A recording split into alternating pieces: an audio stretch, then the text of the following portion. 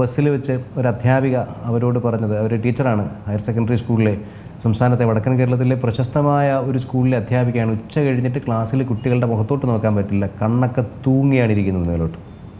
ആണ് ഇത് വടക്കൻ കേരളത്തിലെ മാത്രമല്ല. അല്ല, ഇത് വടക്കൻ കേരളത്തിലെ അനുഭവം ആയതുകൊണ്ട് ഞാനതങ്ങനെ പറഞ്ഞു എന്നുള്ളതേ ഉള്ളൂ. തെക്കൻ കേരളത്തിലും അതൊക്കെ തന്നെയാണ്, എല്ലായിടത്തും ഇത് തന്നെയാണ് അവസ്ഥ. ഒരു സ്ഥലത്ത് മാത്രമല്ല, ഒരു കാറ്റഗറിയിലുള്ള സ്കൂളുകളിൽ മാത്രമല്ല, ഇത് സമൂഹത്തിൽ ഒന്നടങ്കം ഇതുപോലെയുള്ള കാര്യങ്ങൾ നടക്കുന്നുണ്ട്. ഇത് പുറത്തു വരുന്നില്ല അല്ലെങ്കിൽ റിപ്പോർട്ട് ചെയ്യപ്പെടുന്നില്ല എന്നുള്ളതാണ് അതിലെ ഏറ്റവും ഇമ്പോർട്ടൻ്റ് ആയിട്ടുള്ള കാര്യം.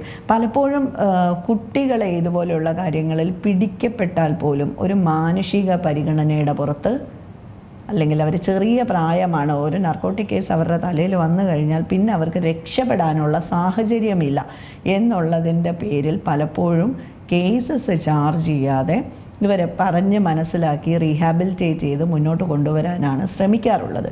പക്ഷേ ഈ ശ്രമത്തിനകത്ത് കുട്ടികൾ മനസ്സുകൊണ്ട് വേണം എന്ന് വിചാരിച്ചാൽ പോലും പറ്റാത്ത വിധത്തിൽ ഇതിൻ്റെ പുറത്ത് നിൽക്കുന്ന ആൾക്കാർ ചങ്ങലയിട്ട് പൂട്ടിയിട്ടുണ്ടാവും. ഊരിപ്പോകാൻ പറ്റില്ല. ഇതിനെ ബ്രേക്ക് ചെയ്യാനാണ് നമ്മുടെ സിസ്റ്റം വിചാരിക്കേണ്ടുന്നത്. ഇത് ഒരാൾ രണ്ടുപേരും വിചാരിച്ചാൽ